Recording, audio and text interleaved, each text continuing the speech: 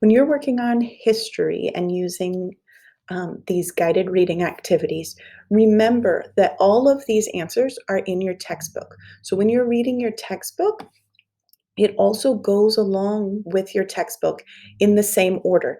And these headings, like politics in Washington, unrest in rural America, the rise of populism, those are headings in your textbook. So that will help you to guide your reading. If you are reading along and you get to the rise of populism and you haven't found this answer yet, then go back and reread. Now, let's look at, like I said, in this first part, the outlining, all these answers are in your textbook. The final section, the summary and reflection, this is where you get to show what you learned in these passages. So I'm not going to copy from the internet. I'm going to get rid of that. I want to know what circumstances in the South led to the struggle of African Americans for equal rights. So I'm going to look back in my guided reading notes and see which section here talks about the struggle of African Americans for equal rights. It's not in this politics in Washington section. The unrest in rural America, that's more about farmers, as is the rise of populism. As I go down further, I see this resistance and repression section. And I see that, yes, this section is talking about African Americans.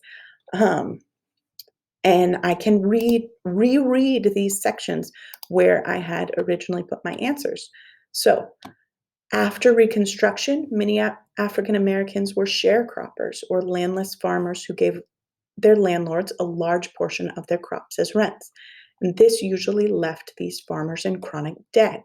So one reason I see that's pushing African Americans into a struggle for equal rights is that they're in debt. Looking at B, Benjamin Pap Singleton encouraged African Americans to move west, and these migrants became known as exodusters. Not necessarily part of a struggle for equal rights. C, Southern states used tactics like poll taxes, which were beyond the ability of the poor to pay. And remember that first reason, they were in debt. And literacy tests, which required voters to read and understand the state constitution to prevent African Americans from voting. And I remember that in slavery, slaves were not allowed to learn to read and write.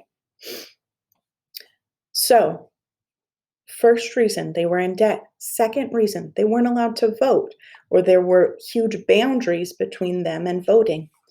D, Southern states passed Jim Crow laws, which rigidly enforced discrimination. So, third reason, discrimination was the law.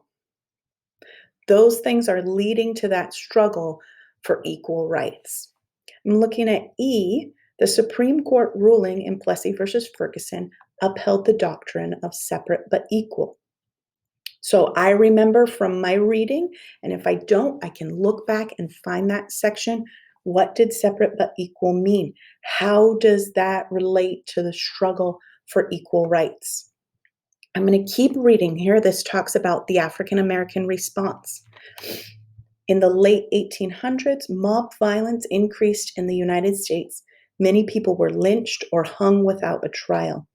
Ida B. Wells and Mary Church Terrell both campaigned against this crime.